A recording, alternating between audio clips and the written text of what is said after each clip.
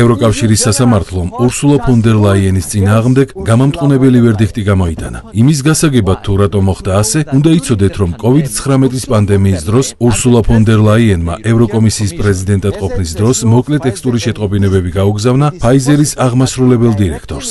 იკვეთება, რომ ამ SMS-ებში ფონ დერ ლაიენი პირდაპირ აწარმოებდა მოლაპარაკებებს COVID ვაქცინების შესყიდვის თაობაზე, რომლებიც მილიარდობით ევროს კონტრაქტების დადებას გულისხმობდა. სწორედ ამიტომ პოპულარულმა გამოცემა New York Times-მა ოფიციალურად სთხოვა ევროკომისიას ეს მოკლე ტექსტური შეტყობინებები გაესაჯაროებინათ. თუმცა ევროკომისიამ ამ მოთხოვნის შესრულებაზე უარი განაცხადა და ამის მიზეზად დაასახელა ის გარემოება, რომ მესიჯები უკვე წაშლილი იყო. ამის შემდეგ New York Times-მა გადაწყვიტა საქმე სასამართლომდე მიეტანა. საქმის განხილვის შემდეგ ევროკავშირის სასამართლომ დაადგინა, რომ ევროკომისიამ დაარღვია კანონი, რომელიც ავალდებულებდა ურსულა ფონ დერ ლაიენს მესიჯების გასაჯაროებას. მოკლედ რომ თქვათ, სასამართლომ დაადგინა, რომ ევროკავშირის მოქალაქეებს აქვთ უფლება იცოდნენ, თუ როგორ ხდება ასეთი მასშტაბური გარიგებების დადება. იმის და მიუხედავად, რომ ეს კომუნიკაცია მოკლე ტექსტური შეტყობინებებით შედგა. ჩნდება შეკითხვა, რა მოხდება ახლა. ევროკომისიას 2 თვე აქვს სასამართლო გადაწყვეტილების სააპელაციო სასამართლოში გასაჩივრებისთვის. ეს კი იმას ნიშნავს, რომ შეიძლება თვეები ან წლებიც კი დასჭირდეს აღნიშნული მესიჯების გასაჯაროებას.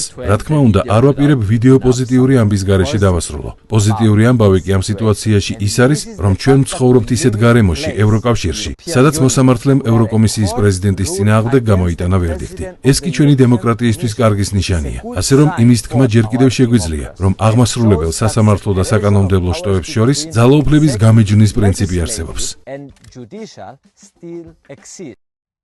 გამოიწერე და გაიგე ამბები ლიბერალური ცენზურის გარეშე.